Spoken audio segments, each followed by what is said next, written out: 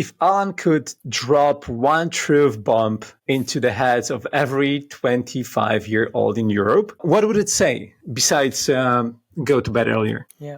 Well, I would say stop complaining, especially if you're in Europe, stop complaining about the world around you and start joining adventures and missions that inspire you, or start building companies or NGOs or initiatives that have an impact. I think we have a chance and we should have a methodological optimism towards the world, meaning that we can build a better tomorrow. But to build a better tomorrow, the only way is to build it. And individual initiative and the sum of individual initiative is what is going to build the better tomorrow.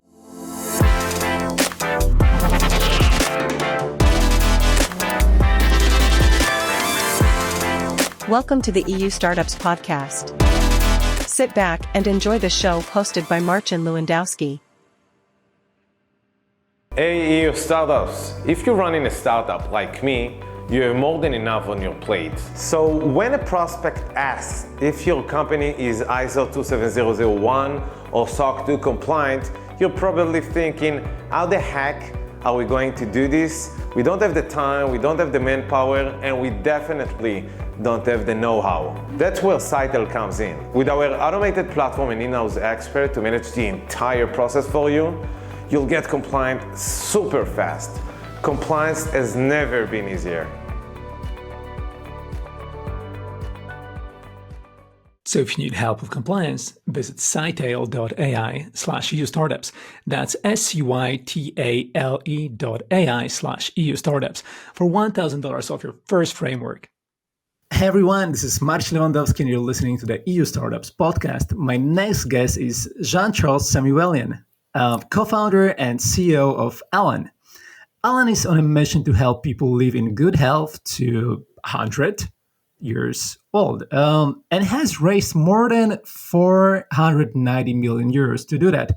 Before establishing Alan, Jean-Charles co-founded Explicit, a company known for its lightweight aircraft seats, and Mistral AI, a venture in artificial intelligence. Jean-Charles, it's such a pleasure to have you on the show. Thank you so much for taking the time. Welcome. Thank you. Really happy to be there. Thank you, Martin. Amazing. So, Jean-Charles, let's just dive right into it. You know, you've built a rocket-light airplane seat, then you reimagined the health insurance system, and then co-founded one of Europe's hottest AI startups. What exactly are you having for breakfast, and is it clinically approved? My answer is going to be very boring because I don't really do breakfast, but it's. I feel it's, in life when you're driven by having an impact on society and trying to achieve meaningful things, and when you're frustrated sometimes by how the world runs and how some stuff are not working, you just try to solve it with your capabilities and to build a group of people around you to solve it. And I think the mission that is the dearest to my heart is healthcare and making prevention the new norm for everyone. It's been a dream since forever, coming from a family of doctors. And so that's what we are trying to do with Alan. It's make healthcare a lot more accessible, affordable, a lot more engaging, fun to engage with, and to make sure that as a result, everyone can live in a better health, that it can also be the best investment a company can make, investing in the healthcare of their employees. So we built a health insurance company and we built a lot of services for healthcare and prevention and access to care and a digital clinic. And seeing more than 700,000 people benefiting from what we do is something that makes us proud. And I think that's the energy that makes me wake up every morning, I would say. Yeah. That's amazing. And that's, I want to say that it's really close to, health generally is very close topic to my heart because as I was telling you before about my wife, she's actually, she works for AstraZeneca and she's like a senior director in oncology department. She has she's working on clinical trials end to end from the business side, and I know how important it is, like kind of firsthand from her, to the prevention, that not to like react later and like do all it, like, but of course like they're working on drugs like every day and put all the research and efforts into it to kind of eliminate cancer as a cause of death. But prevention and like how or early detection is just it's just a game changer. So thank you for doing that, and thank you for empowering so many people to kind of change their way of thinking and the way of life, because it's so important. Jean-Charles, jumping from aerospace to healthcare isn't exactly a textbook move, right? What was the moment you knew you wanted to reinvent one of the most complex industries out there?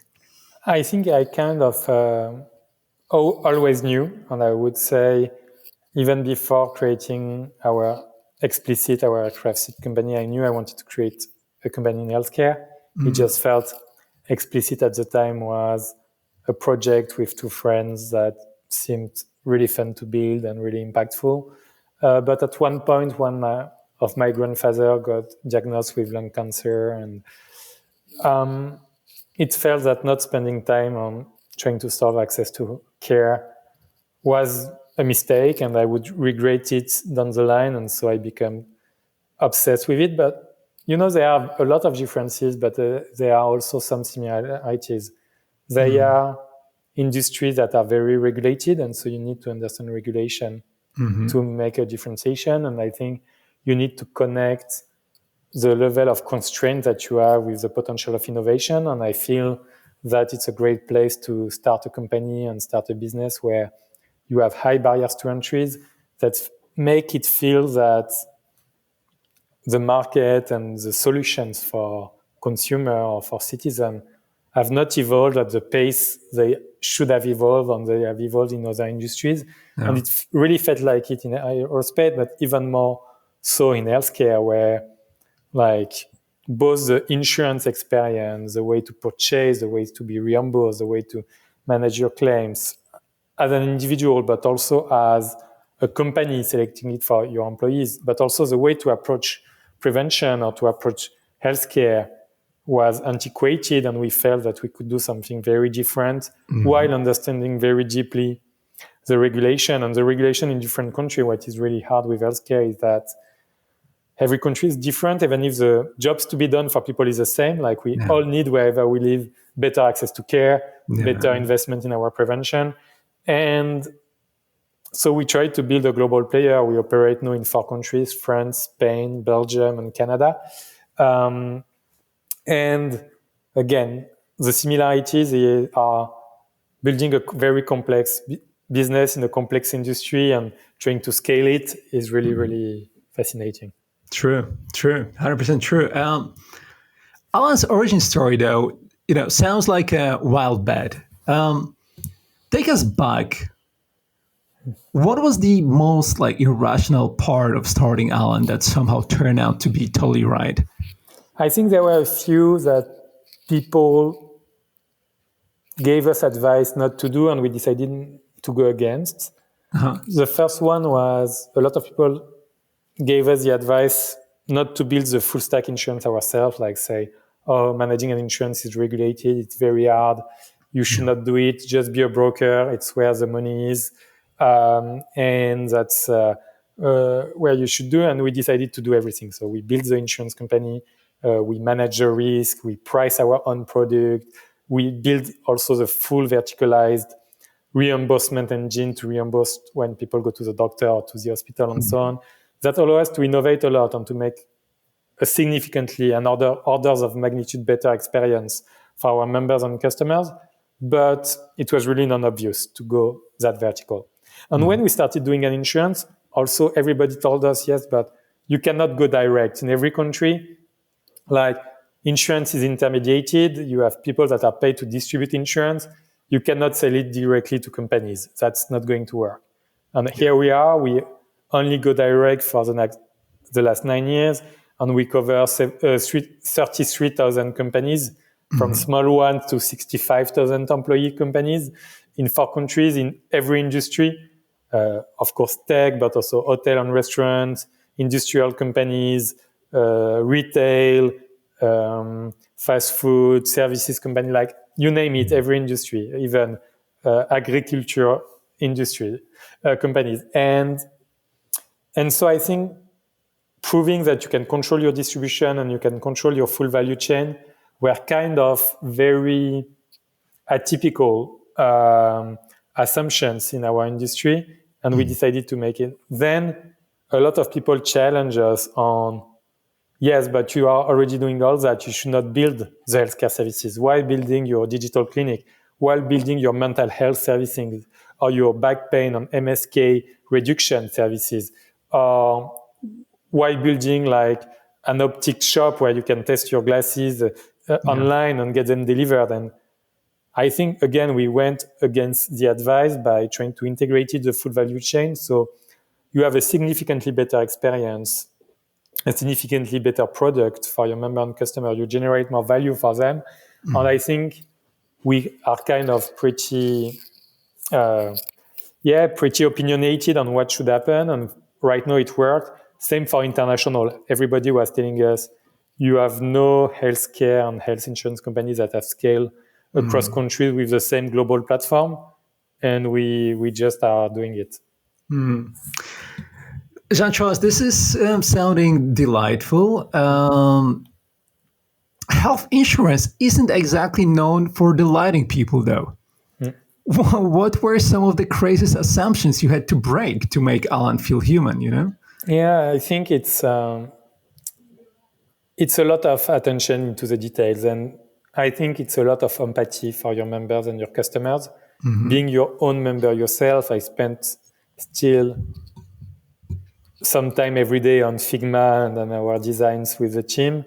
And I don't think a lot of people in my industry do that. And I think that obsession, that mania for your members and your customers on every decision you make and every little detail, every word, every pixel, every animation, every flow in terms of the user experience, and not being afraid of rebuilding everything to make that happen and not depending on outside software and so on, I think is what makes us very strong at delivering, again, that seamless experience. And so when you can switch from insurance to talking to a doctor, to talking to our AI assistant, to doing an online program that use the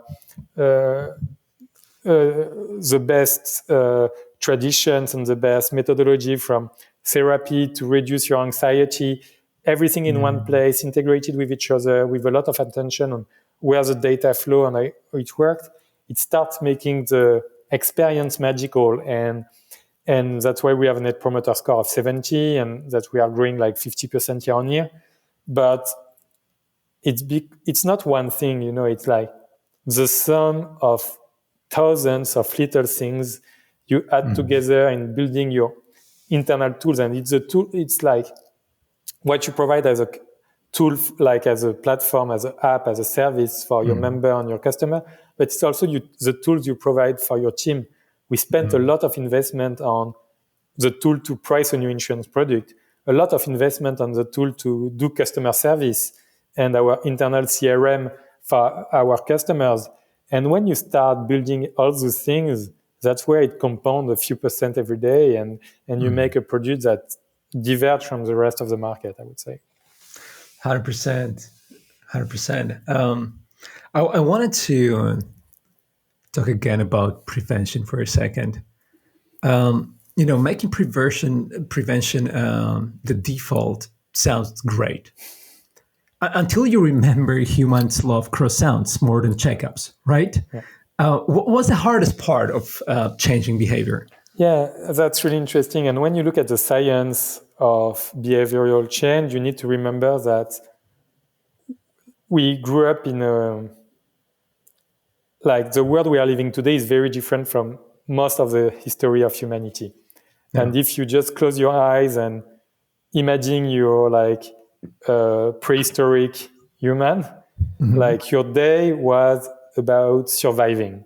Like every single decision you made was to put food on the table. You didn't have a table, and not to be eaten by something, more or less. And so you had a very short feedback loop on, I make an action, I have a direct reward based on that action, or a direct negative reward. And today we switched to a society where you take actions today for a long-term impact.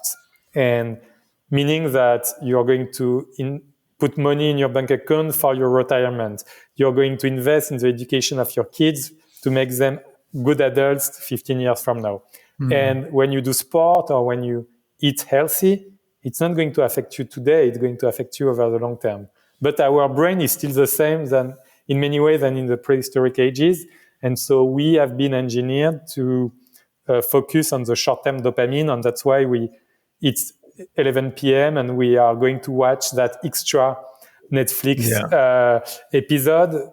Even if we know it's bad for us, the dopamine is too strong. And so we spent a lot of time, and we just released this week officially what we call Alan Play to build the engagement engine around healthcare and prevention. And so we use the best techniques from behavioral science and gamification to help people act daily on their prevention. And so we use streaks, we use levels, we use community challenges. You can challenge your coworkers, you can challenge your family. You have a lot of tailored exercise every day that is based on you, that are personalized. And it worked. Like we have 18% of daily active users on the latest course when we have activated Alan Play, which is unseen in our industry. We have people that walk 20,000 more steps a month thanks to us, and it has a reduction of 15 to 20% on cardiovascular risk and diabetes. And so we put a lot of attention to make healthcare and prevention so fun and playful that you can be serious about it. And that means, again, building a lot of things around gamification of prevention.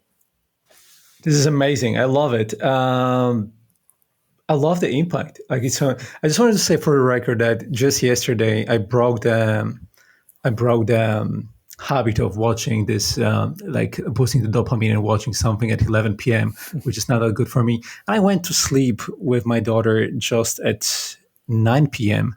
and slept until 8 a.m., which is crazy when you think about it. Yeah.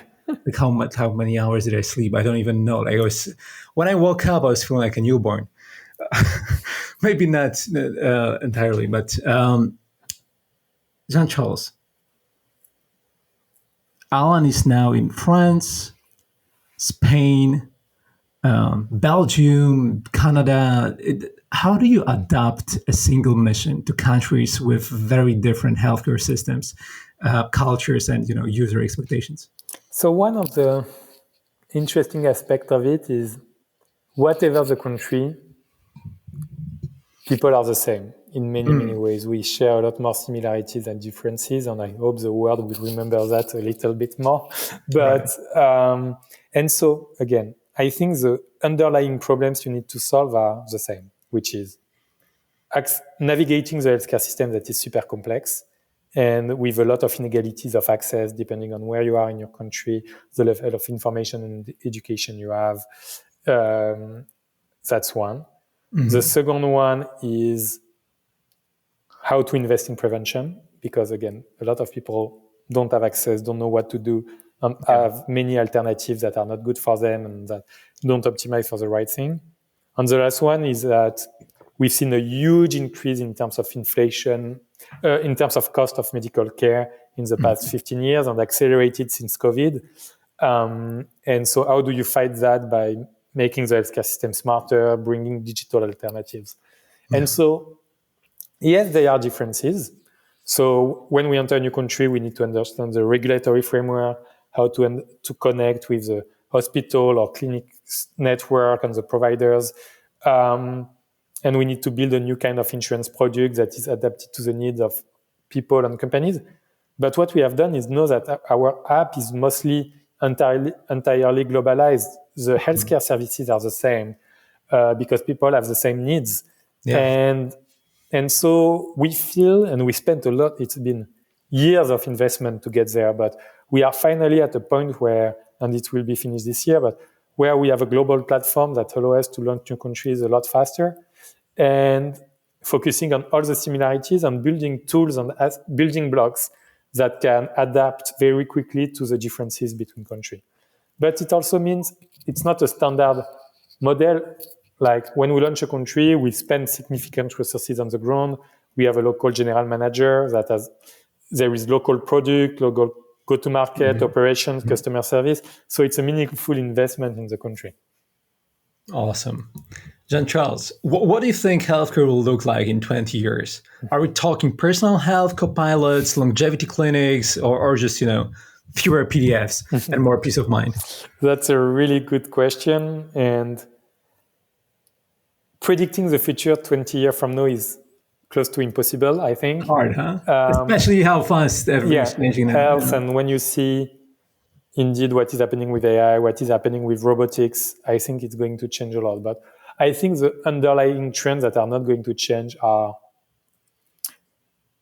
people wanting more ownership of their health and trying to understand it a lot more, having more control.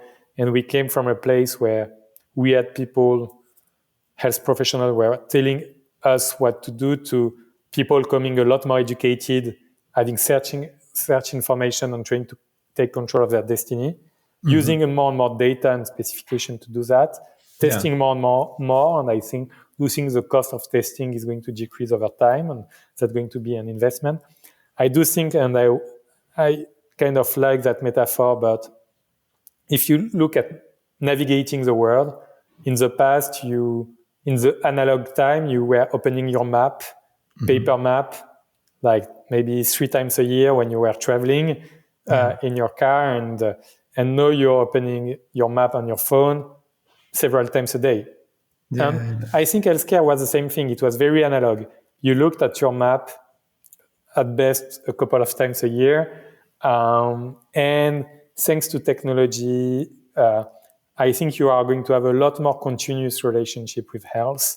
Having, of course, an AI companion in your pocket that we are building, that is proactive, that helps you navigate the healthcare system, that is going to remove some of the burden on health professionals, on emergency rooms to make it more efficient, but to give more time for them to practice. They are going to have assistants to be more efficient.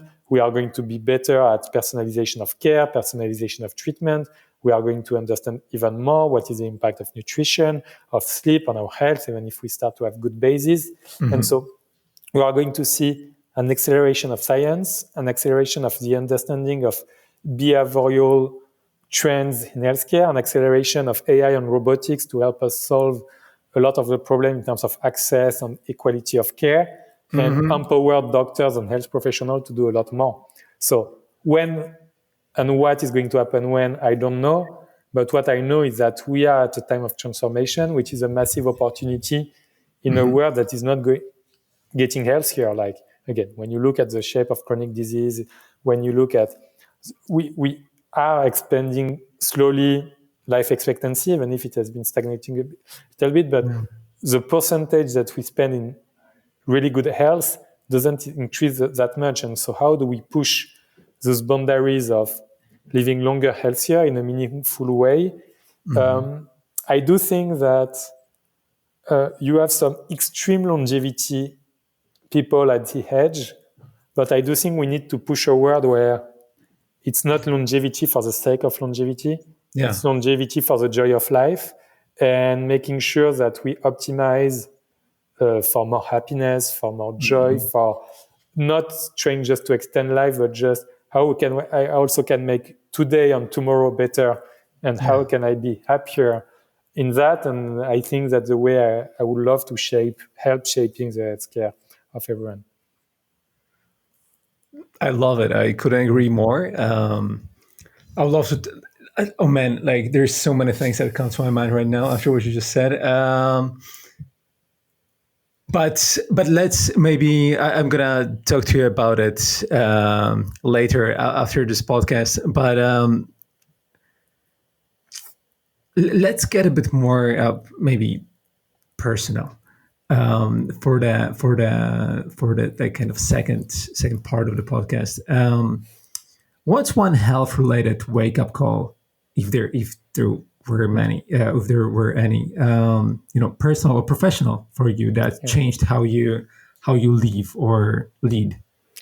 Oh, I think there are so many, but I think there are some around, like on mental health, something about trying to have an appreciative approach of life, and how can you reinforce your behaviors around like positive journaling every day, that you share to your team as well. I think it was personal and professional, but that makes you see the life in a way where you know what to appreciate and you focus on what is already amazing and how to consolidate that and not on only the negative. I think for me, understanding the impact of alcohol on my sleep was really life-changing and reducing significantly and going not to absolute zero, but very close to zero. Yeah. I've been absolute zero for a while, but I think, again, in combining joy and longevity, I think finding the right balance of like once or a couple of times a month is fine. I think, of course, on like activity, on more mindfulness, I think it's really important. And then there is a more deep research when you start understanding how addiction works, how mental health is working, how mental health is combined to inflammation, and so depression is combined to inflammation, and how you can fight inflammation in your body. I think is super interesting. Like when you go and discuss about early testing, as you were discussing, a lot of things that are really fascinating, and I keep discovering every day. But at the end of the day, it's how do you build your life around making it easier to walk a bit more every day? How can you invest in good sleep? How can you take care about your kid? How can you still enjoy what you eat and food and have some excess sometimes, but find the nutrition that works for you? All those things are really fascinating. It is fascinating. I think sleep is everything. Like sleep is magic. Like we kind of like when we are born, we like there's a saying which goes like sleep like a baby, which is kind of a lie because babies are oftentimes basically allergic to sleep when they are born. But then actually once they learn how to connect the sleep cycles, they actually do sleep like a baby, and they can sleep like, I don't know, my daughter goes to sleep, let's say at 8 p.m. and wakes up at 8 a.m. Like it's 12 hours of sleep. It's amazing. And You're lucky. lucky, right? And then when we are like, I don't know, we like adults, what do we do? Like probably like if you're a founder and you're building something big, you don't get much sleep because you're just obsessed with what you're doing and you want to execute on it. And there's constantly something going on in your mind or in your company or in your life, whatever. But just sleep is magic. If you don't sleep, your DNA is not regenerating. Sleep cures a lot. Sleep can cure a lot. So I was just wondering, actually, with Alan and Mistral both in motion, how do you personally avoid burnout? Like, or is burnout just your cardio now? I think that burnout is usually not only linked, like intensity can play a part of it, but I think it's a lot more linked to how you're surrounded by your human relationships and by a feeling of like failure or success in situation. And I think accumulating a feeling of failure and not being able to achieve what you want is what can lead to burnout. And of course, then sleep. And when everything goes wrong, everything gets worse.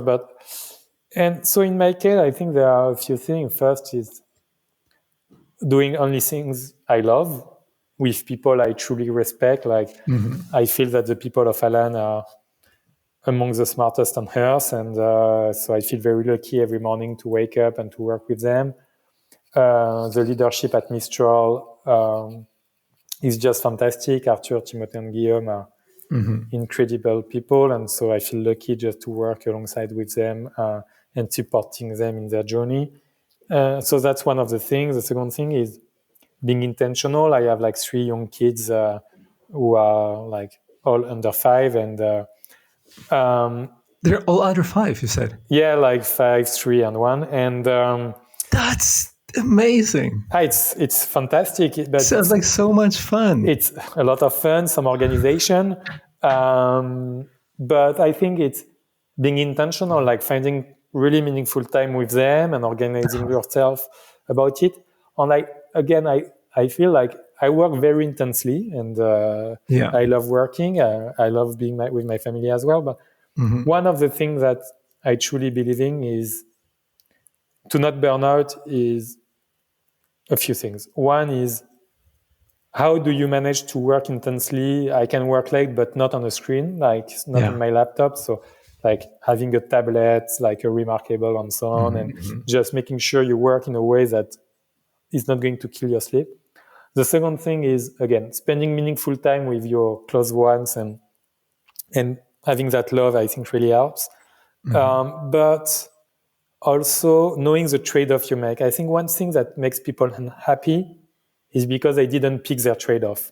And so if you pick your trade-off of I'm doing what I love, yes, I'm maybe deciding to spend more time with family, and in the next 5 to 10 years where I'm growing up my kids, I'm going to see less my friends. Yes, it's a trade-off.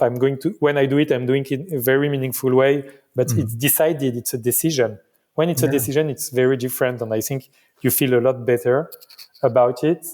And then I think it's loving everything you do, like being very passionate about it, but also understanding that like the downside is not that bad. Like the worst case, all my companies fail and everything, like I'll start again, I'll do something new, and that's not going to be the end of the world. Like we are tiny things, and when you see that except if you have health issues, but like I was interviewing a fantastic Zen master 2 days ago.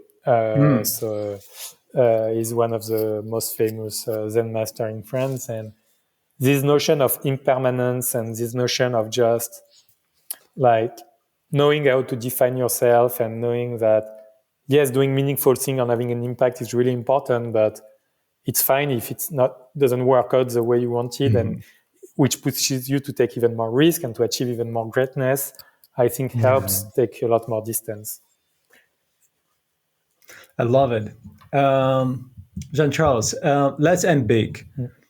If Alan could drop one truth bomb into the heads of every 25-year-old in Europe, what would it say besides go to bed earlier? Yeah, well, I would say stop complaining, especially if you're in Europe. Stop complaining about the world around you and start joining adventures and missions that inspire you, or start building companies or NGOs or initiatives that have an impact. I think like we have a chance and we should have a methodological optimism towards the world, meaning that we can build a better tomorrow, but to build a better tomorrow, the only way is to build it. And individual initiative and the sum of individual initiative is what is going to build the better tomorrow.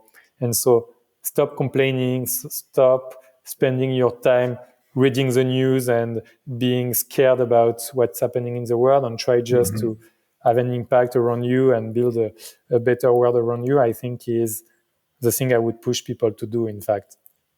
I love that message.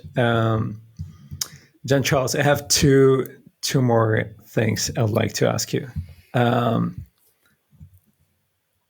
First is going to be, because I'm building kind of this personal library of advice that I can go to anytime I need an advice.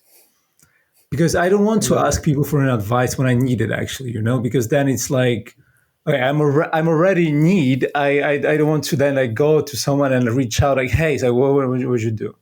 If I don't know by myself, I would rather build this kind of library of advice, and like anytime I'm in need for like some solution, I would just have this. I would go and check it, and I would just find a solution there.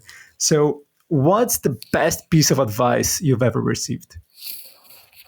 It depends a lot on the context, so you have a lot of different advice, but For sure. I would say one of the things I read that I found really, really important, I think it was on the book on Warren Buffett, but I don't know what's come to mind, but why it's what's coming to mind today, but it's really finding your inner compass. And so stop behaving for what you think people want you to behave, but trying to make sure you find your direction that you think is a right one. And when you do that, maybe a lot of people are going to tell you that you're doing stuff in a way that doesn't work and that is not conformist. We did a lot of innovation in terms of company culture at Alan, in terms of radical transparency and so on. But and just if you have strong conviction and they are logically sound, like believe in them. Keep being open to the world and being challenged and review your assumption with new information, but don't try to fit. I think that's one of the things that was really helpful for me, at least, to make sure that I still understand. And combine that by not being a dick, pardon by the term, but still have a lot of empathy for others and for their own vision of the world. But I think building yours is really important. Nice. I love it. Thanks, Jean-Charles. Final one. Might be the hardest one, or maybe not.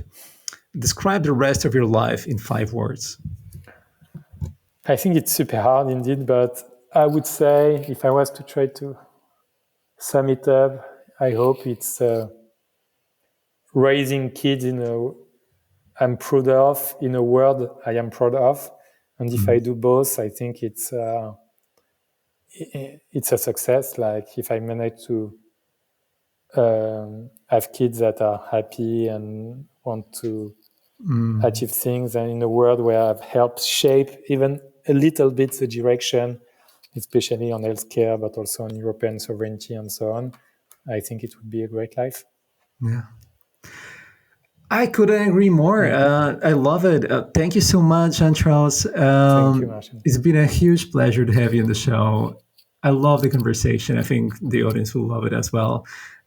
Thanks so much, and I hope to see you soon in person. Yeah, me too. Thank you very much. It was a huge pleasure. I loved it.